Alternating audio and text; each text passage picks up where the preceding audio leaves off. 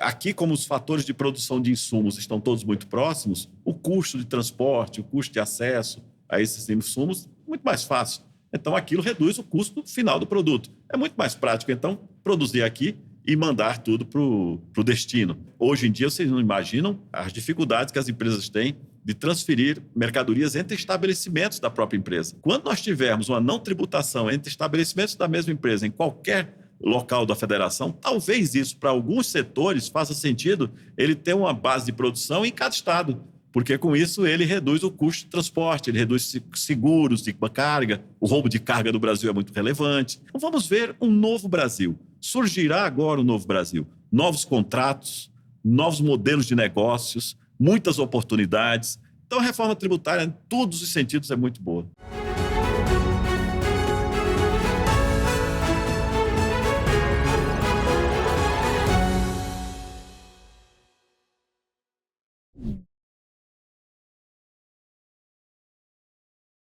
Esse é o podcast Quintas Tributárias, iniciativa da Unafisco Nacional. E aí a gente vai estar aqui sempre discutindo grandes questões da tributação que interessa para o desenvolvimento do país e para a vida das pessoas. Hoje a gente tem aqui um papo com o professor Heleno Torres, professor titular da USP, né? Nossa querida do Largo São Francisco. E agradeço, viu, professor, sua presença aqui para discutir essas questões. E a presença do primeiro vice-presidente aqui da Unafisco também, Kleber Cabral. Obrigado, Kleber, por estar aqui conosco. Bom, professor, estamos aí discutindo as reformas tributárias, e todo mundo já deve ter ouvido aí essa discussão e falando, olha, nós agora concluímos a reforma tributária sobre o consumo, precisamos fazer a reforma tributária sobre a renda. Eu queria que a gente abordasse isso de formas individualizada em relação à reforma tributária sobre o consumo. Que o cidadão, quais as grandes mudanças que o cidadão pode esperar nos próximos anos? Conta como isso vai afetar a vida das pessoas, o que teve de relevante aí, vamos traduzir para quem está nos assistindo, o que tem de relevante que vai mudar na vida das pessoas. Mauro, é importantíssimo que o brasileiro se comprometa a entender e a aprofundar a compreensão sobre as mudanças que virão na reforma tributária. A reforma tributária, ela não é só uma questão técnica, ela é, antes de tudo, um marco para mudanças em relação à estrutura das relações entre empresas, mas também naquilo que corresponde à justiça tributária, o que o cidadão paga na compra de cada produto ou em cada prestação de serviço que ele consome. Então, essa mudança, ela não será sentida agora exatamente, porque nós estamos na fase de implantação da reforma tributária, né? Teremos um período agora de transição, mas eu acredito que nos próximos 5 anos, o cidadão brasileiro olhará para frente e dirá, a partir de agora eu sei qual é a carga tributária sobre os produtos que eu compro, os serviços que eu tomo, e, diferentemente do passado, que nós não sabíamos de nada. Nós temos uma opacidade imensa sobre o custo tributário agregado no preço dos produtos. Então, o princípio de transparência, junto com o princípio da simplificação da tributação, uma tributação mais simples, mais fácil para o consumidor, farão com que ele entenda que houve já por si só uma mudança de paradigma. Mas não só isso. Nós vamos ter também uma evidência nas relações desse consumidor com as empresas. Olhando hoje para a forma como as pessoas consomem, você percebe que, claramente, as pessoas gostam de fazer o consumo por meio eletrônico, né? O e-commerce cresceu e a tendência é crescer, né? Antigamente era muito difícil você ver marcas vendendo produtos diretamente ao consumidor. Hoje você vai não quero dizer nomes aqui das empresas, mas uma empresa que venda eletrodomésticos, produtos eletrônicos, você tem a venda direta por essas próprias empresas. As marcas vendem seus produtos de forma eletrônica, assim como também as plataformas, né? O e-commerce de Mercado Livre, lojas americanas e tantos outros meios de vendas ao consumidor. Porém, perceba, esse consumidor, hoje, muitas vezes ele recebe esse produto que é proveniente de uma pequena empresa local. que não é exatamente a plataforma que vendeu que vai fazer a entrega. Na verdade, serão outras pequenas empresas integradas a esse e-commerce. Então, hoje, infelizmente, essa operação agrega muito custo tributário. Ela agrega custos na produção, agrega custos no transporte, custos na entrega, e que, de fato, o consumidor termina comprando, às vezes, um produto muito mais caro do que compraria se não fosse esse agregado. Então, lá na frente, eu acredito que ele, sabendo qual é o valor efetivo de carga tributária em cada bem adquirido, isso, primeiro, nós vamos ter uma repercussão muito clara da redução de preços, acredito eu. E o segundo, na facilidade com que essas empresas farão negócios entre si. O B2B, né? Então, a gente olha muito para o B2C, só que, na verdade, para chegar no consumidor, nós passamos pelas relações entre empresas. E as empresas vão ter menos cerimônia, vamos dizer assim, no sentido de facilidade de negócios entre elas. Por quê? Porque, independentemente de quantos elos tenhamos na cadeia, a arrecadação será a arrecadação será a mesma sobre aquele tributo, na medida que o crédito será tomado rápido pelo split e de forma efetiva, integral. Então, ser um contribuinte de CBS, que é a contribuição sobre bens e serviços da União, ou ser um contribuinte de IBS, que é o Imposto sobre Bens e Serviços, e os dois somados integrarão esse IVA dual que nós teremos, não é? Vai mudar muito do que é o contribuinte hoje, que não é diretamente, mas é indiretamente do PIS e COFINS, né? Ele não é um contribuinte do PIS e COFINS, mas quem paga o PIS e COFINS é o consumidor, né? Um PIS e COFINS com créditos parciais, não totais. O crédito do ICMS, que ele acha que ele está pagando aqueles 18%, mas, na verdade, está cheio de resíduos tributários da cadeia que ele nem imagina quantos são. A substituição tributária que houve no insumo, e tantos outros aspectos que não são considerados. E, além de tudo, o IPI. O IPI que é horroroso, sob todos os pontos de vista, começa na importação e vai até o fim da cadeia da industrialização, cheio de problemas. Então, isso vai acabar. E aí nós teremos uma CBS objetiva, prática, que vai ser arrecadada, e o contribuinte nem vai perceber essa diferença, porque vai ser arrecadada ao mesmo tempo que se arrecada o IBS, e essa é uma separação que só faz sentido para fins arrecadatórios, porque para o contribuinte ele vai saber exatamente quais são as alíquotas que estão sendo aplicadas. Por isso, o consumidor, e eu diria até a administração tributária nos próximos anos, ficarão muito surpresas com as transformações que esses tributos trarão para a vida deles. Professor, se diz muito assim, olha, a principal mudança é mudar a tributação da origem para o destino. Vamos tentar dar uma explicada nisso. Quer dizer, tributar na origem a empresa paga onde ela está, onde ela produz. E tributar no destino esse imposto sobre consumo vai ser pago lá onde está o consumidor. É isso. Exato. Hoje, o PIS e COFINS, que é uma contribuição da União, ela é arrecadada pelas empresas baseada no faturamento, né? Então, o consumidor ele não se preocupa com isso, porque, né, independentemente se é destino, se é origem, ele paga, na verdade, quem paga é a empresa que fatura, né? Então, se ela faturou sendo a empresa de destino, ok. Se faturou na origem, ok, tanto faz. O problema está justamente no ICMS, porque o ICMS é um imposto hoje cobrado na origem, e quando tem operações dos estados, e quando tem operações interestaduais, aí você tem uma parte cobrada na origem e uma parte cobrada no destino. Só que, ao mesmo tempo, você também tem a substituição tributária, que é um terror, porque o contribuinte não tem a menor ideia do quanto isso agrega de custo para ele. O sistema da substituição tributária trabalha, muitas vezes, com certas variações de preços que foram apuradas, sabe quando? Em 2010. E continua até hoje a definir a tributação, por exemplo, de franchising, das empresas de franquias, né? Esses não são atualizados, não são preços atualizados. Então, há disfunções muito graves na tributação do consumo. E isso vai ser resolvido, portanto, com esse novo sistema. Tributar na origem significa, simplesmente, né, que o estado de origem tributa né, ou faz a consolidação da arrecadação na substituição tributária e depois repassa para o Estado, no caso da ST, para o Estado de destino. Mas, quando se tem a tributação interestadual, você tem tributação na origem e tributação no destino. Entretanto, o destino, quando cobra, né, começa a guerra, muitas vezes, com a origem, né, pedindo, enfim, comprovações do contribuinte, isso demora, forma processos tributários, o contribuinte, a empresa não consegue, às vezes, recuperar o crédito integral. O que ele faz? Ele joga esse custo no preço.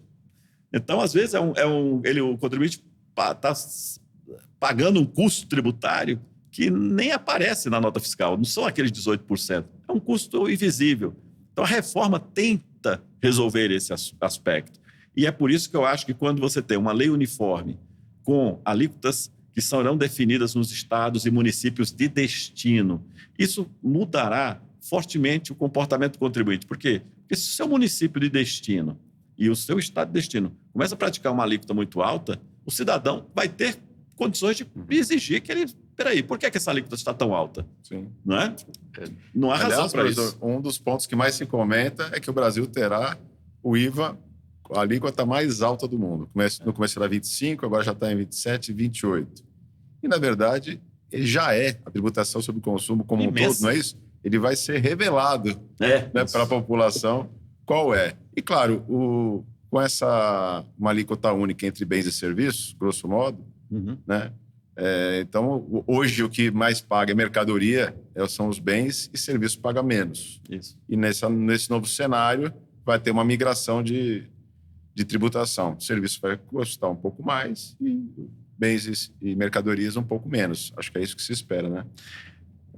Kleber, a sua colocação é espetacular, porque me faz talvez fazer uma reflexão aqui que eu poucas vezes vi alguém preocupado, que é o seguinte: a carga tributária completa, que se diz que pode girar em torno de 28%, será o somatório das alíquotas da União, mais aquelas alíquotas do Estado e município de destino. Sim. Esse é o resultado da alíquota. E esse debate tem hora marcada, vai começar agora no Congresso Nacional. Só que veja o seguinte: será uma alíquota para todos os produtos. Sim. Hoje, o que é que você tem?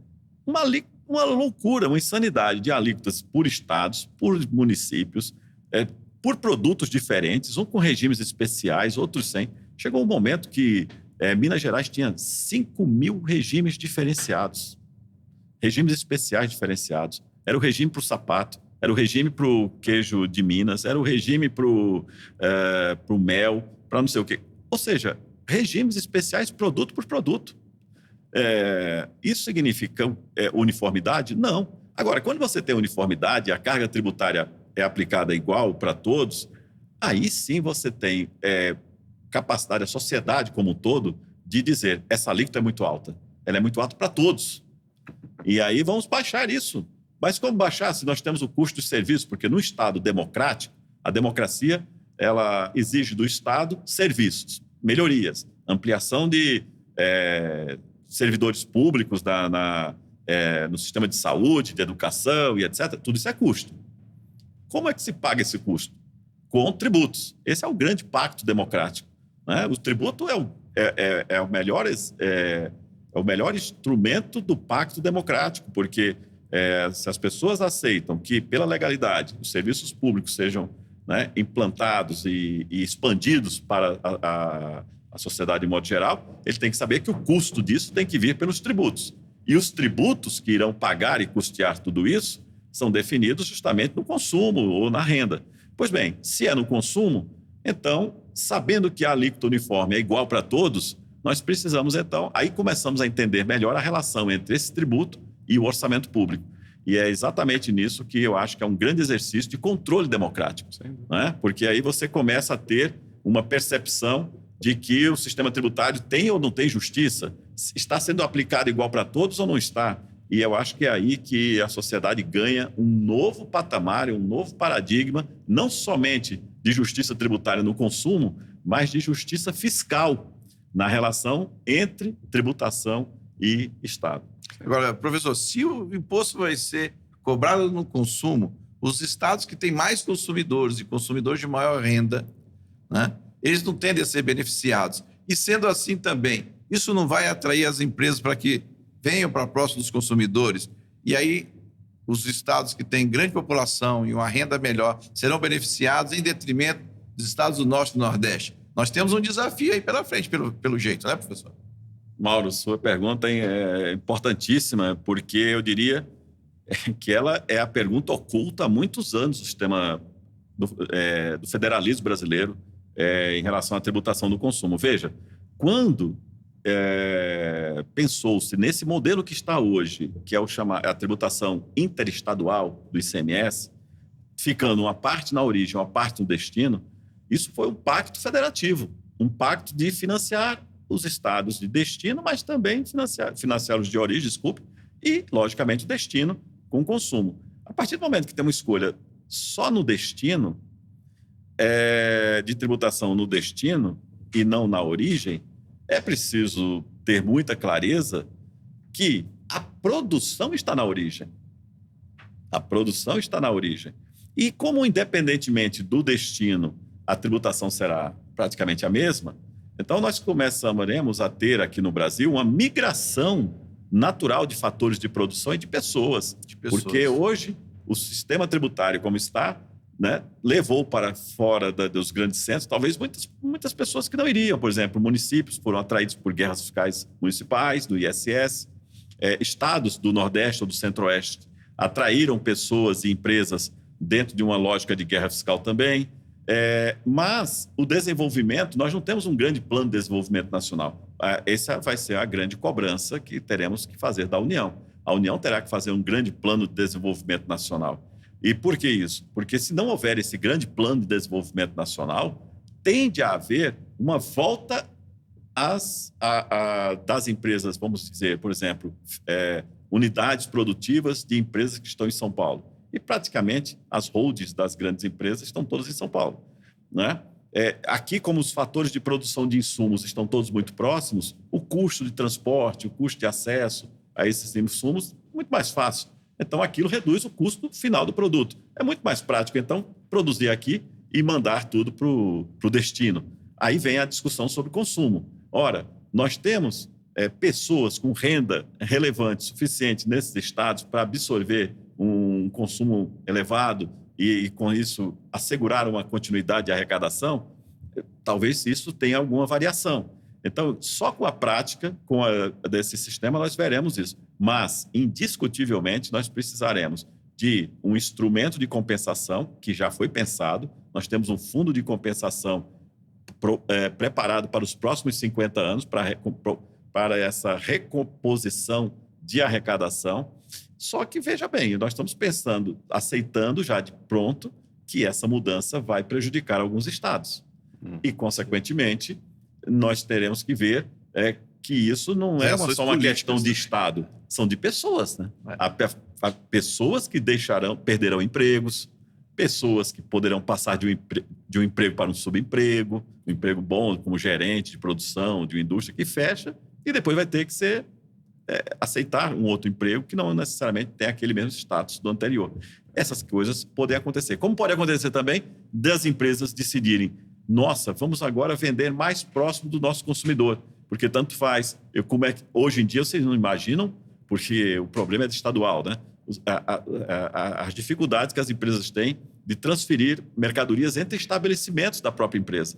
Quando nós tivermos uma não tributação entre estabelecimentos da mesma empresa em qualquer local da federação, talvez isso, para alguns setores, faça sentido ele ter uma base de produção em cada estado, porque com isso ele reduz o custo de transporte, ele reduz seguros de carga, o roubo de carga no Brasil é muito relevante, então tudo isso é custo, né? Então vamos ver um novo Brasil. Surgirá agora um novo Brasil, novos contratos, novos modelos de negócios, muitas oportunidades. Então a reforma tributária, em todos os sentidos, é muito boa. Professor, e passando para a tributação sobre a renda, exatamente, quais seriam assim, os principais eixos para uma verdadeira reforma sobre a renda, pessoas físicas e jurídicas? Que também é tema fundamental, né? Terminada a reforma do consumo, e estamos, creio eu, na conclusão ao longo desse ano, né, dos projetos de leis complementares do consumo, eu acho que nós temos um encontro marcado com a reforma da renda. Mas não uma reforma por retalhos, mas uma reforma profunda. O Banco Mundial recentemente publicou um estudo sobre os modelos de tributação da renda disponíveis, hoje, né, que estão sendo testados em diversos países. Né? Eu não diria testados, aplicados em diversos países. E eu acho que o Brasil precisa repensar o seu modelo de tributação da renda na sua totalidade, não é? Precisa repensar a tributação da família, os padrões que nós temos hoje de tributação de pessoa física estão muito ultrapassados. Quando nós olhamos para os modelos no mundo inteiro, faz muito pouco sentido você ter... Eu me lembro que no governo Paulo Guedes, por exemplo, se discutiu acabar até com as deduções, né, para a saúde e educação. Aí você diz, isso não faz o menor sentido. Não, em muitos países acabaram. Por quê? Não que acabaram com essas deduções, criaram uma tributação da família, onde você tem, pela quantidade de pessoas que integram aquela família, enfermos ou idosos, né, ou filhos, ou pessoas que não são filhos, mas são criados por aquela família. Mas, enfim, o núcleo familiar, às vezes, tem um provedor, mas... né, um número relevante de pessoas que são cuidadas por aquele provedor. Né? Então, lógico, a capacidade contributiva, que é o grande princípio que informa a tributação da renda de pessoa física, não é a mesma de um solteiro ou de um casal sem filhos. Então, é lógico que a tributação tem que ter, mecanismos redutores conforme esse número de pessoas da família, e não necessariamente... Em que país, professor, nós na temos Alemanha, na França, Alemanha e França, Suécia, tem vários países com esses modelos já disponíveis. Então, a Espanha também tem um formato de tributação familiar. Agora, os modelos que sejam o familiar, ele pode ser o familiar que leva em conta a carga tributária da família, de modo geral, global, que é muito parecido com o que está no Brasil também. Mas você tem esse com o split, né, que é o split method, que é exatamente esse modelo de tributação familiar com redutores. Então, mas esse é um exemplo só, né, de sistema. Então, eu concordo que nós precisamos ter um modelo de tributação dos dividendos, eu concordo que devemos ter um modelo de tributação de minimum tax, eu concordo com várias questões que estão postas.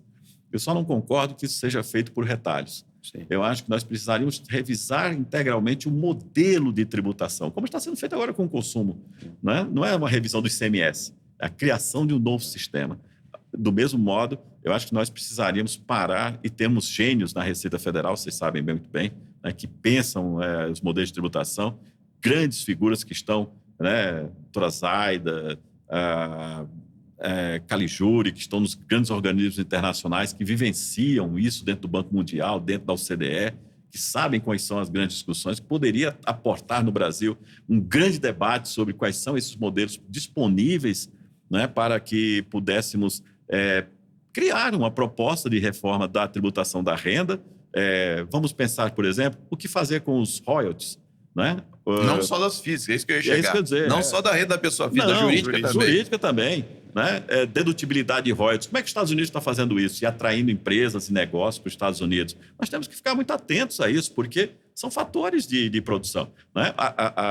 Como é que faz a tributação das big techs? Percebam, a Nasdaq é uma bolsa de valores de empresas de tecnologia. Uhum. Tributar a empresa de tecnologia não é igual a tributar a empresa de construção civil. São coisas diferentes. A minha impressão é que a gente parou no tempo. É isso. E está tudo desarrumado. O lucro real, que é quem arrecada volume expressivo. Isso. Um grande distanciamento entre o lucro contábil e o lucro, o lucro apurado, o lucro fiscal. Né? O lucro presumido ficou parado no tempo com aquelas alíquotas presas que não representam mais nada. O simples grande e ainda querem subir mais. Então, está tudo bem desarrumado. Exatamente. Seria uma oportunidade para nós pensarmos 4 grandes fundamentos, por exemplo, na tributação da renda, que você coloca muito, muito bem. Né? Veja, na renda de pessoa jurídica, né? Nós, por uns 5, 6 anos, a Universidade de São Paulo fez uma série de pesquisas na FEA para discutir se a opção por lucro presumido, ela era sempre a melhor opção em relação à tributação da renda por lucro real. E o que se comprovou é que, muitas vezes, a opção pelo lucro presumido fazia com que o contribuinte pagasse mais de imposto de renda do que se tivesse pelo lucro real. E uma alíquota nominal muito alta. Muito alto. O que dá um certo discurso para determinados segmentos de que o imposto sobre a renda é muito alto. Relativamente, nos outros países, não é. O alto aqui é o consumo. É isso. Tributação sobre o consumo que é alta. Então, nós temos uma alíquota alta em cima de uma base toda...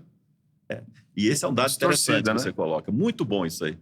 Ou seja, esse discurso de que nós não podemos aumentar muito a tributação da renda sempre foi baseado no excesso de tributação sobre o consumo. O excesso do PIS/COFINS somado com o ICMS, com o IPI, que leva uma carga tributária em torno de 56% na indústria e em torno de uns 45% no serviço. Perceba, quando a gente tira isso, quando a gente quebra esse discurso, né, da carga excessiva e baixa essa carga tributária de 56% para 28%, praticamente metade, que é o que vai ter a partir de agora, nós podemos ter, então, um novo discurso para a tributação da renda. Sim. E aí vamos dizer, vamos ver qual é o grau de racionalidade de uma carga tributária na empresa e de dividendos que racionalize e equilibre o sistema. Hoje, ainda estamos num processo de transição, mas temos um encontro marcado, como eu disse, daqui a 5 anos nós vamos ter que fazer essa reforma da tributação da renda, considerando, né, não talvez só o simples como uma tábua de salvação para o pequeno empresário, mas considerar a nova empresa. Aí, por que a nova empresa já tem que sair com lucro real, com tributação no faturamento, etc.? Podemos pensar que a nova empresa ela pode ser grande. Por que a nova empresa não pode ser uma empresa grande? Por que ela tem que começar do simples para virar uma presumido e depois um lucro real? Você pode ter um sistema. A França tem esse sistema de tributação da nova empresa por 2 anos. Aí ela ganha fôlego e, a partir dali, ela passa a uma tributação normal. Então, eu acho que há muito o que fazer nessa reforma do lucro presumido. Não é reformar o lucro presumido, é reavaliar tudo isso e podemos fazer um lucro real que reflita situação de negócios que hoje precisam do lucro presumido, que reflita pejotização, profissionais liberais que precisam ser pessoas jurídicas, e alguns precisam mesmo ser, né? Um médico que atua numa clínica, que atua não sei aonde, que não sei o quê, que não é pessoa jurídica porque simplesmente ele é um sujeito perto. Não, ele precisa ser pessoa jurídica porque em algumas relações ele vai tomar crédito agora com o novo sistema. Então, isso vai ser uma nova pejotização diferente, porque é uma pejotização de necessidade para que ele gere ou tome crédito nas relações profissionais que ele possua. Então, e não vai ter mais nada a ver com essa figura de simples que a gente conhece hoje. Talvez até por inanição, porque o simples vai ser muito pressionado. Sim. O simples, ele hoje está fora da tributação com o IBS e CBS, só que ele gera pouco crédito. Ele vai gerar crédito da proporção do que ele paga. Então, consequentemente, as médias e grandes empresas vão começar, talvez, a preferir comprar o mesmo produto ou tomar o mesmo serviço de uma que gera 100% de crédito. E, consequentemente, por inanição, e eles têm essa opção dentro do projeto, ele tem esse direito de opção, ele poderá optar entre sair do simples porque aquilo será mais interessante para ele nas relações tributárias que ele possua. Veja como tudo isso precisa de prática. Hoje é impossível você fazer uma previsão de que o simples vai continuar igual. Talvez ele desapareça por inanição. Professor, nós vamos voltar nesse tema da reforma do imposto de renda. Nós estamos na primeira edição do Quintas Tributárias, vamos voltar na segunda edição, vai ser um aprofundamento, né? Tem muita coisa por aí, até porque, né, Kleber, aqui o imposto sobre a renda é o nosso principal, tributo, trabalho, né? Principal elemento, objeto de trabalho aqui. Então, a gente tem que dar uma grande atenção. Vamos voltar, vamos aprofundar esse projeto. Tem muita coisa para a gente discutir, mas eu agradeço demais a sua presença aqui. Eu, como acadêmico e apaixonado pelo direito tributário, não posso dizer, quero deixar bem claro aqui do meu orgulho de fazer parte dessa primeira edição do nosso Quintas Esse projeto aí que a gente sonha de levar ele longe, com certeza. E eu queria agradecer demais, porque vocês sabem do orgulho que eu tenho também, da alegria de ter esses debates, né, com grandes amigos que eu construí dentro da Receita Federal ao longo dos meus mais de 30 anos de carreira. Então, eu queria agradecer as duas lideranças fundamentais não diria dos auditores, eu diria do sistema tributário brasileiro, que é o Kleber e você, Mauro, hoje na presidência, nos últimos anos aí exercendo essa presidência da Unafis com tanto brilho, e essa sede que está linda certamente vai agregar muito, né? Eu queria convidar, né? Posso fazer isso? Pode Quebrar o convidar os protocolo, nossos né? associados. Convidar os associados a conhecer essa sede que ficou linda. Acho que aqui será palco de grandes debates, de grandes interlocuções, e de uma construção, né, de Estado fiscal cada vez mais forte e mais qualificado.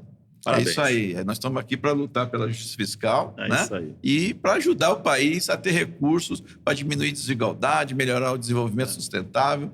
Essa é a nossa missão e vamos continuar com isso. Muito obrigado, professor. Obrigado, Kleber. Maravilha. E nós nos Agradeço. vemos na segunda edição.